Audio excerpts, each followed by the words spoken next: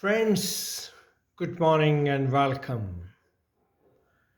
We want to discuss something which is needed in today's world, the origin and the purpose of creation. If we look at the world around us, it is a today is in danger. People don't understand that creation is all that exists, and can exist. And creation has emerged from nothingness, known as silence, which can be visible, invisible, seen, unseen, living, non living. Therefore, for all those who are involved in creating troubles like war, terrorism, and problems in the world and in their own ego trips, it is important to understand that two aspects of creation are energy and its various forms as matter and consciousness as known levels of interaction. For human beings to live happily, it is important to consider it as a living universe. Every human being is an example of the Creator and depends on what the Creator has to do on that. To understand these, we will discuss under following: introduction, origin of creation, divinity in creation, theories of creation, impact of divinity, religion and yoga, and various other things. Before we conclude, we will look at the final aspect which is troubling the world today.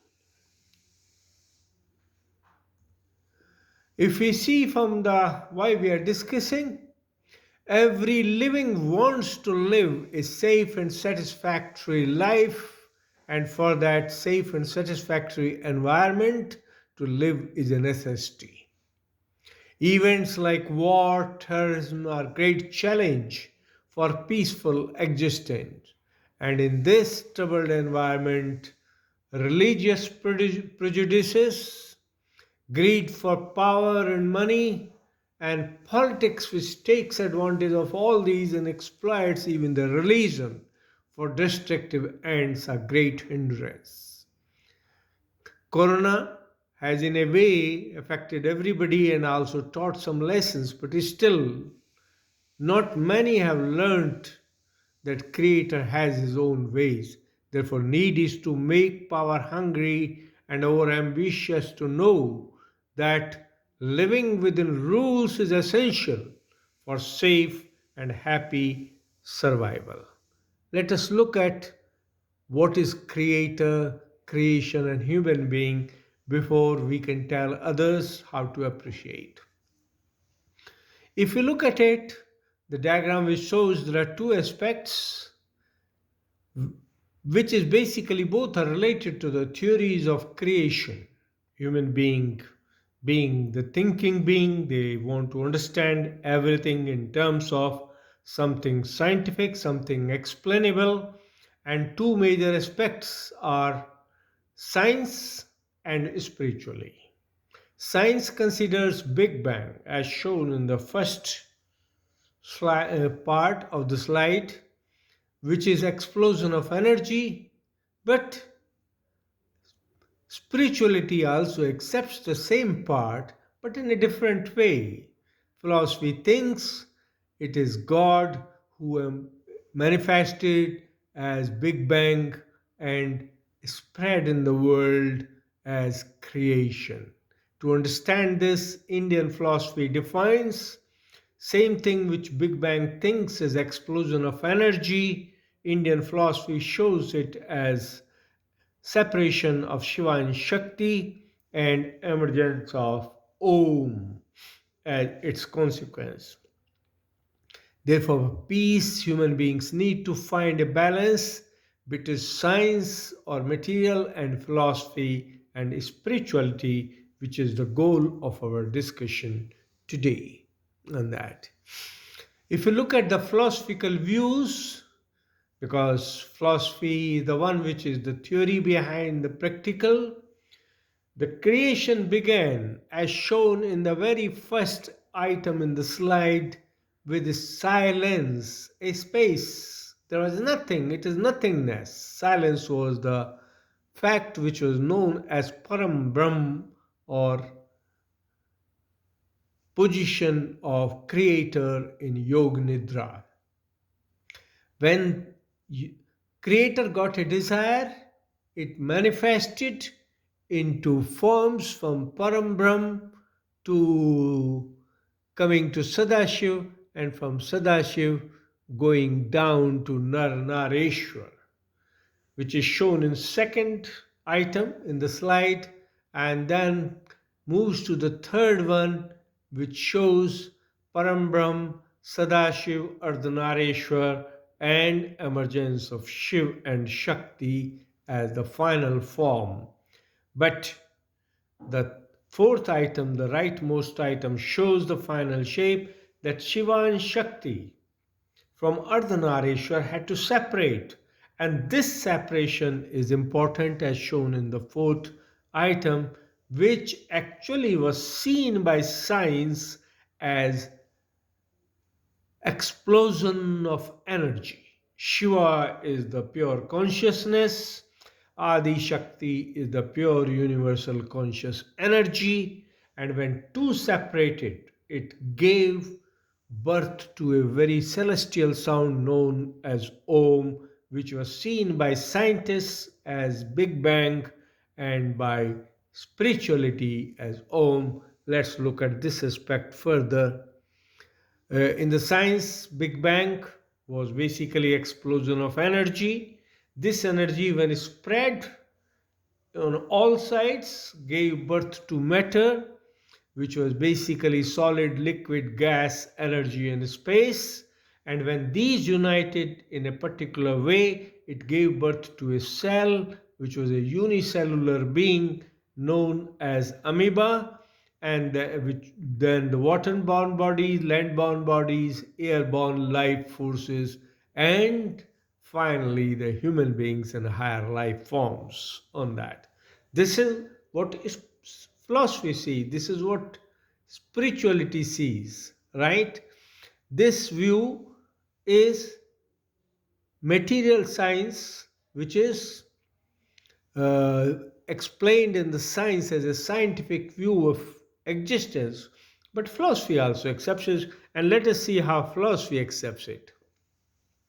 In the philosophy, what was seen by science as the Big Bang is seen as Om, which also gave birth to the five elements known as solid, liquid, gas, energy, and space, which also gave birth to the higher forms cell, water, land, airborne, etc. But most important, all this was an evolutionary step happening in that, which is defined in Indian philosophy as Das Avtaras, which began in water with the Matsya Avatar, then went to the Kurma Avatar, then it went to the Narsingh Avatar, went to the uh, Matsya Avatar, Kurma Avatar, then went to the Vaman Avatar, and then went to the Narsingh Avatar, went to Parshuram, then Rama, Lord Krishna, and finally the 10th incarnation known as Kalki, which will happen now in Kali Yuga to end this phase and take existence towards the Satyuga on that. If we combine the two, we find that what science sees as Big Bang, philosophy sees as Om, and rest of the things is not just the life forms, but life forms evolving in consciousness. From Matas, which was a fish, to Kurma, which was a reptile within water, and then going up to the Narsingh, which was a half man, half woman, right? and then going to Vaman, which was a human type evolution, then Parsuram, even higher evolution in human being, then Rama, even much higher evolution, and Krishna with all the six capabilities in a yogic form, and finally Kalki, which will come with all 64 powers in this world. This is to understand this aspect that creation has two things. Adi Shakti is the original energy who transformed herself into Mahasaraswati, Mahalakshmi, Mahakali. Mahakali was the first as desire, converted into Mahasaraswati, the knowledge, and finally the Mahalakshmi, the Dharma. And these gave birth to Saraswati, Lakshmi, Parvati, Vishnu, Brahma, Shiva, who further gave birth to the rest of the creation as Brahmadev Saraswati, responsible for creation, Vishnu Lakshmi responsible for maintenance, and Shiva Shakti responsible for managing balance. This is divinity which is present in every aspect. Human beings need to understand that this divinity works everywhere. In Indian philosophy, water is known as Devta, Jal Devta. Agni is known as Agni Devta or fire.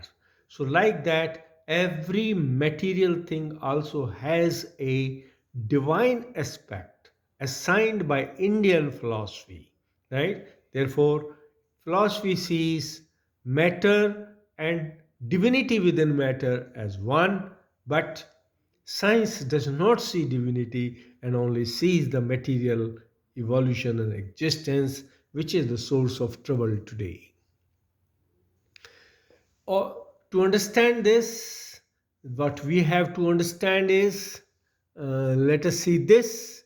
There are four levels of existence known as physical, subtle, causal, and supercausal, and these are present in every atom, in every cell, in every living. In human beings, these are integrated together by an element of Kundalini, which is shown in the first slide, which integrates all four. It's present at the physical level as plexus and autonomous nervous system. It is present at subtle level as vibrations. It is present at causal level as divinity behind each vibration, and at supercausal at the ultimate source. Therefore, when a human being sits in meditation, gets in touch with the creator, and the diagram further shows that radiations caused by the meditation unite a human being with creator, the god, the virata. And this is how the union takes place, which in science can be understood as local area networks and wide area networks connected through a global gateway on that. To understand what we are looking at it, human beings basically get signals from the external world through senses, which is sent to the brain mind soul system and modulated by needs, motivation, and values. It gives birth to action, which is actually the source of behavior in the world. This behavior is modulated at subtle level by the mind, intellect, and senses, at causal level by attention, ego, and life force, but at supercausal by Atma, Paramatma, and Prakriti. And purpose of existence is to find union of Atma with Paramatma through Prakriti, who acts as a Kundalini in the human being. This Kundalini, when awakened, makes the human being or individual unite with Creator, like as shown here in this diagram, and this is the source of all religions and creations.